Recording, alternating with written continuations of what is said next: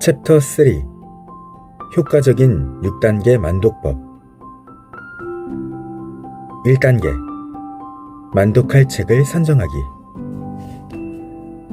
먼저 책 선정이 중요하다. 만독은 책을 씹어먹는 과정이다. 당연히 좋은 것을 먹어야 한다. 1.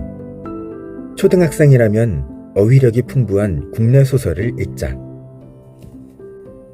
EBS 다큐멘터리 프로그램에서는 그 많던 싱아는 누가 다 먹었을까를 초등학교 5학년생에게 읽도록 했다. 나도 초등학생에게는 어휘가 풍부한 국내 소설이 좋다고 생각한다. 실제로 EBS에서 여러 교육 다큐 프로그램을 총괄했던 정영미 작가는 초등학교 1, 2학년에게는 가방 들어주는 아이, 3, 4학년에게는 자전거 도둑, 5, 6학년에게는 몽실 언니를 만독할 책으로 추천했다. 유시민 작가는 토지, 자유론, 코스모스를 10번 정도 읽어보기를 권했다. 온도계의 철학의 저자 장하석 케임브리지 대학 석좌 교수는 코스모스를 여러 차례 읽었다고 한다. 2. 오래 살아남은 책을 선정하라. 우리는 상식적으로 오래된 것이 새로운 것보다 먼저 사라질 것이라고 생각하지만 꼭 그렇지는 않다. 물리학자 리처드 고트는 1993년 5월 17일 브로드웨이 쇼의 리스트를 입수해 오랫동안 살아남은 쇼가 앞으로도 더욱 오래 살아남을 것이라고 예상했는데 적중률이 95%에 이르렀다. 이는 당연히 책에도 적용된다. 만독을 하려면 오래 살아남은 책을 골라야 한다. 3. 고전 만독에는 문학을 추천한다. 하지만 고전이 무조건 좋다고 할 수는 없다. 특히 자연과학과 사회과학 책들은 고전의 유익성이 떨어지며 오류가 매우 많고 대부분 현재 학문이 훨씬 뛰어나다. 그래서 나는 고전 중에서는 문학만이 만독을 하기에 적당하다고 생각한다. 4. 자연과학과 사회과학 책은 오랜 역사의 흐름을 새로운 시각으로 담은 책을 선정하자. 자연과학과 사회과학 도서는 오래된 책이 아니라 오랜 기간에 대한 해안이 담긴 책을 선정하는 것이 좋다고 생각한다. 인간의 폭력성에 대한 역사적 흐름을 방대한 통계와 놀라운 통찰력으로 바라본 우리 본성의 선한 천사나 문명의 흥망성쇠를 생태지리학적으로 바라본 총균쇠 같은 책이 여기에 해당할 것이다.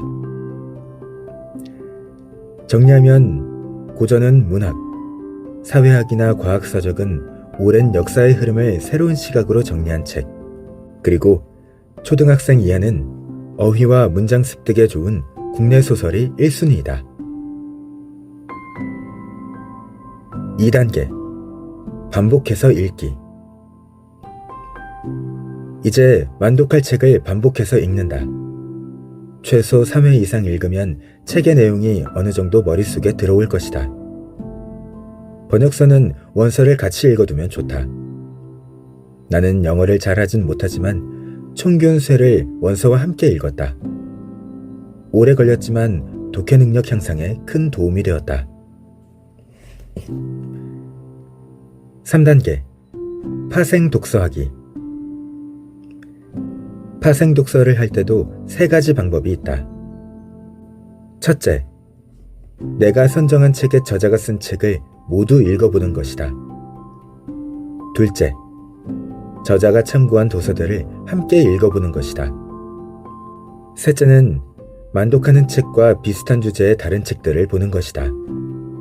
이왕이면 다른 시각으로 쓰여진 책이면 더 좋다. 4단계 챕터별 요약하기.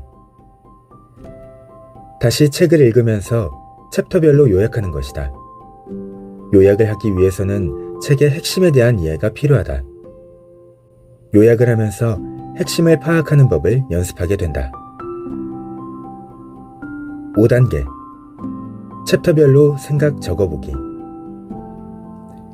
챕터별로 자신의 생각을 적어보는 것이다. 자신의 느낌, 생각, 반론, 질문 등 뭐든지 상관없다. 다만 책의 내용을 현실과 접목시키는 노력을 하면 더 좋다. 헤럴드가 고대 그리스에 대한 지식을 자신의 감정이나 자신의 생활과 연결시켜 글을 썼던 것처럼 말이다. 6단계. 장문 쓰기. 책에서 한 가지 이상의 주제를 뽑아 A4 10장 분량의 장문을 한번 써본다. 지금까지 자신이 보았던 자료를 최대한 참고해서 쓴다. 지금까지 제시한 만독법은 사회생활을 하는 성인에게 추천하고 싶은 방법은 아니다. 일반 성인들은 이렇게 하기에는 시간도 부족하고 제대로 하다가는 몇 년이 걸릴지 몰라 중도 포기할 가능성이 크다. 다독편에서 언급했던 것처럼 성인들은 먼저 다독을 하기를 권한다. 특히 자신의 직업이나 관심 있는 분야를 택해 개독하기를 권한다. 만약 어느 정도 다독을 했다면 라이트 버전의 만독법을 실천해보자. 내가 제시하는 성인을 위한 만독법은 다음 페이지에서 소개한다.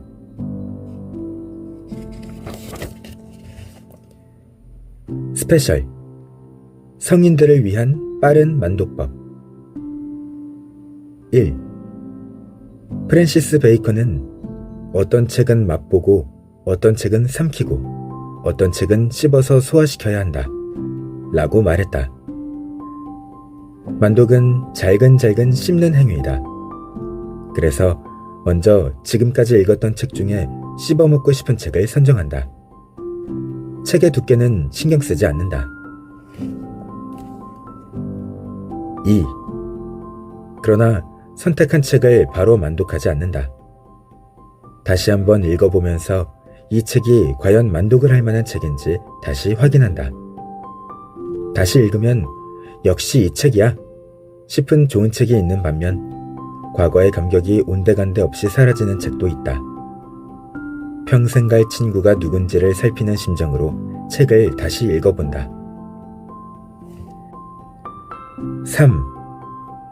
책을 선정했으면 챕터별로 정리를 하되 그냥 요약하지 말고 관련 주제를 담은 책이나 인터넷에서 자료, 논문, 보고서, 기사 등을 토대로 자신의 견해를 덧붙여 완성된 글로 만들어라. 처음에는 결코 쉽지 않을 것이고 결과물도 마음에 들지 않을 것이다. 나 또한 내가 처음 쓴 글을 지금 보면 낯뜨겁다. 하지만 글은 쓰면 늘게 되어 있다. 글의 완성도에 너무 민감해하지 말자. 다만 글은 무조건 완성시키도록 한다. 4. 글을 공개하자. 블로그를 개설하거나 자신이 활동하는 온라인 카페나 커뮤니티에 정리한 글을 하나씩 올린다. 공개된 글을 쓰기 시작하면 집중력이 배가 된다. 더 좋은 글이 나올 뿐만 아니라 책의 자기화가 더 농밀하게 된다. 또한 다양한 피드백을 받으며 더 발전할 수 있다. 다만 외부의 시선에 매우 민감한 사람이라면 글의 공개는 꼭 하지 않아도 된다.